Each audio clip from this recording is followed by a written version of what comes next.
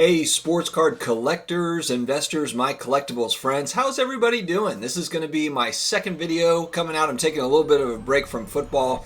Just started the the Seahawks-Rams game, which has been fairly anticlimactic here in the beginning without Jared Goff. And I don't know, the Seahawks just can't get it going. But anyway, I'm taking a little break from football just to talk philosophical with you guys a little bit, and I think this is an important video because I want to get feedback from you all, but also I just want to kind of put my opinion out there because I really want to see that, you know, if 2 years, 5 years, 10 years down the road, I want to see if I'm right on this because I am feeling strongly about this particular topic. So stick with me, guys. I'm going to dig into it right now. Hey guys, before we get started, please hit that subscribe button, the notification bell. We are talking about all the cool things, all the collectibles, all the sports cards, all the graded comic books, graded video games, all the stuff that maybe you can't really talk with your family about or other friends about. This is what this community is for. So thank you very much for joining. Today we're going to talk about some big picture stuff. And I want to, again, this is an open discussion kind of with the group, and I want to get your feedback for sure. But I'm going to throw some thoughts out there because I'm starting to feel fairly strongly about these things, and I wanted to see kind of what you think. So basically, I feel that collectibles, and when I say collectibles, I'm talking about sports cards, I'm talking about sports memorabilia, and I'm talking about other types of collectibles, whether it be graded video games, graded comic books, pop culture collectibles. Now, let me also say too, first, I don't see the future. I don't have the almanac from Back to the Future where I can see what's going to happen and all of that stuff. It's just one guy's opinion from what I'm seeing. I don't think that all collectibles are going to carry value over time. I think there will be a lot of things that don't, frankly. There are going to be like Beanie Babies type situations or Pogs or whatever it is. Things that are collectible at one point but not collectible later on.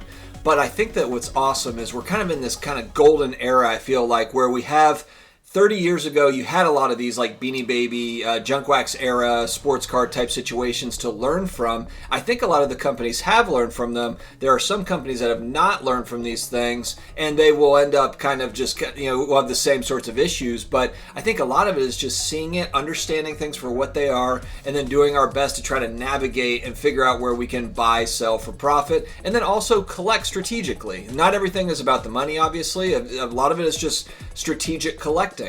And so that's what I want to talk about today, but I'm going to talk philosophically about pop culture collectibles because I think we're in a different time. And, the knock on collectibles is kind of like, hey, look, a lot of this stuff is generational, meaning that like I collect certain things, my dad collected certain things, and then my son's going to collect something different.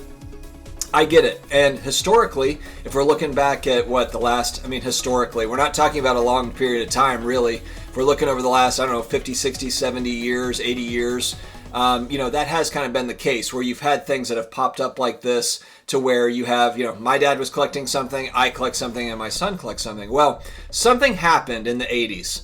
And the thing that happened is brands were created to be collectible. Masters of the Universe, He-Man, that particular TV show, there was a cartoon that came out that for me it hits all the nostalgia buttons, but it was made for the purpose of selling the merchandise.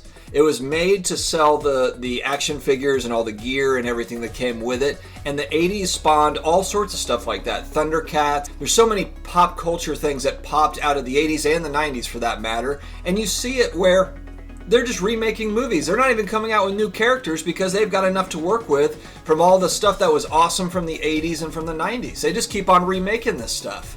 And so, what we're seeing is that it's a new age. It's a new age for collectibles to where, there are brands that have been built, whether it's Teenage Mutant Ninja Turtles, whether it's Star Wars. I ask myself, do I think that Star Wars is going to be relevant in 30 years when my son is my age? Yeah, I do. I do think that it is. One, because Disney owns it, and Disney is mega company that's going to continue to make sure that they profit, and they're going to keep on making that stuff. The Mandalorian's a great show. They've got all sorts of spin-offs. They'll have more movies. That is a brand. Star Wars is a brand. So, Now, is every Star Wars collectible going to be collectible? Is it going to, go up in value over time? No, not everything is. And that's where we really have to strategize. And that's where I want to hear from you guys too. A lot of the stuff that's selling for big money now, it's like, it's the first action figures from 1977 that Kenner made, or 1980 or whenever they came out. But the point is it's going back to the beginning of these things, the beginning of these brands. Video games being a big thing. People are like, wow, graded video games are selling for astronomical prices. Why is that? Well, it's because it was the beginning of video games, essentially. It was the beginning. Atari came out with this system.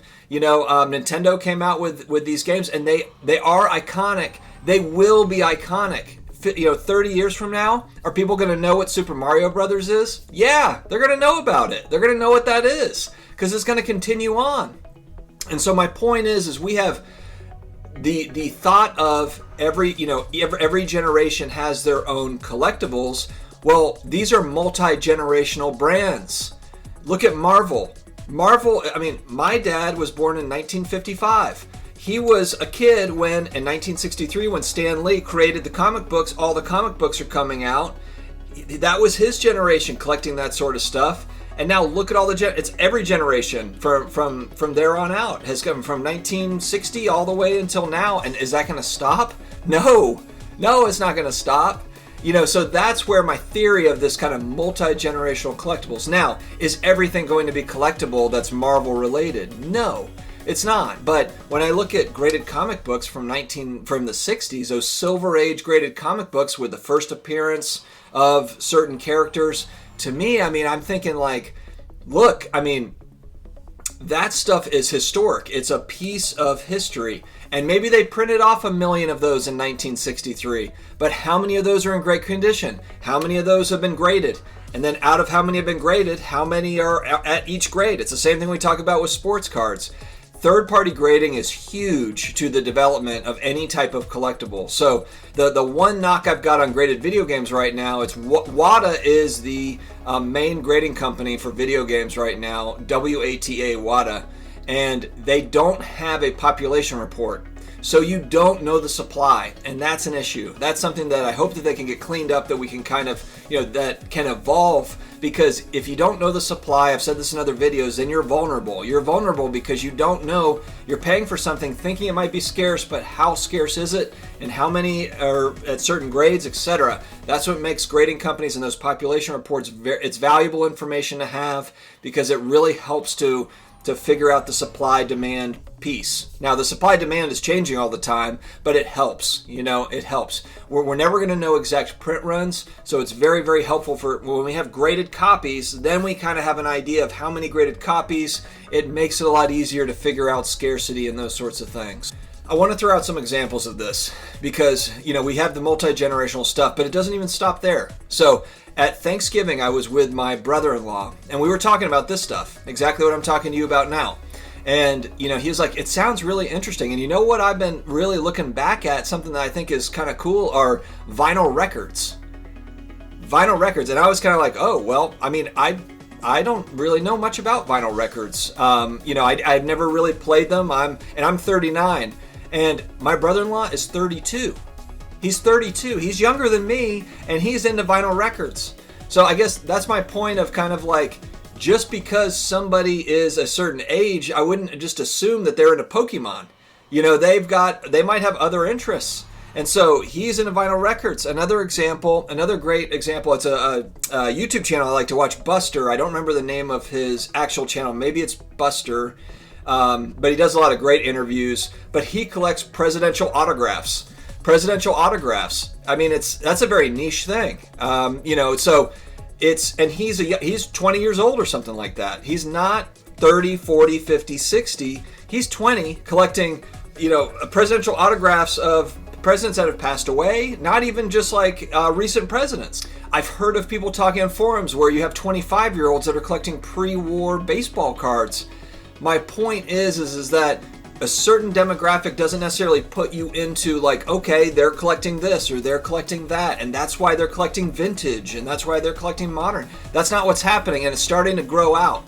It's from what I'm seeing anyway, just looking at Twitter, looking at online forums, looking at social media, and looking at kind of, and YouTube, I'm able to kind of see like, this is a a lot bigger, than it lets on. It's not these aren't cottage industries anymore. They might very well be niche industries within a larger collectible market, but there is a lot more interest. And say what you want about millennials. I technically fall in the millennial bracket. I'm like the old millennial. I'm like the Gandalf of millennials. I'm 39.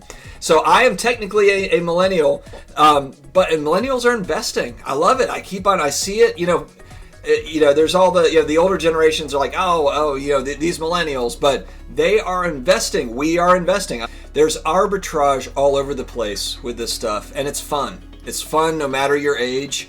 And, it's just a matter of kind of getting educated on it. Now, is it something that are these going to be valuable long term? We don't know any of those things. We don't know kind of how it's going to go, but we're seeing innovation that's happening, and it's happening fairly quickly. We're seeing new business, new startups. What's going to happen? I think it's going to be really, really key is how these industries evolve. How are they going to evolve to serve customers? But, security with collectibles. These are a lot of times physical collectibles, although there's digital things now too that are pretty cool. But, just figuring all that stuff out is going to be just awesome to follow. So, for me, I'm bullish on collectibles long term because of the multi-generational brands that are attached to them. That's really the thing. For me, it's all about the nostalgia. It doesn't matter what age you are. It's all about what is nostalgic to you. So what's nostalgic to me might be different for somebody else, but the point is that a lot of these things are just, they keep going. The Marvel universe, Marvel and DC are great examples of that. These are multi-generational brands. Now, which collectibles are going to be the ones to chase? That's kind of up to us to figure out. But that's the fun of it. That's what's so fun about this. So, not that this replaces traditional investments like stocks, bonds, real estate. I'm not stopping what I'm doing there, but I also you can't deny the amount of fun that is involved with collectibles. So I'm very, very bullish on this long term. I know people are worried that this might be a flash in the pan type thing, and maybe it is. But everything that I'm seeing, though, it just seems like it's not. It seems like it's not. It seems like it's going to, and maybe it's, whether it be sports cards or sports memorabilia or comic books, all these things are in one. I'm not necessarily just talking about sports cards. I'm talking about all of it. What do you guys think? Talk to me. This is kind of one of those open discussion type deals. I want to hear about, your thoughts on this. Is this something that you've thought about, or is it more of just, you're just collecting, you're not really thinking about values, or are you just thinking about more short-term buying and selling, not really worried about if something is valuable in 10 years? What are your thoughts? I want to know about it. Thanks very much for joining, guys. I appreciate it. I hope you all are having a great weekend. Don't forget to hit the subscribe button down below and the notification bell thing. We're here every day with new videos, and we're having a blast doing it. Great seeing you. Talk to you later.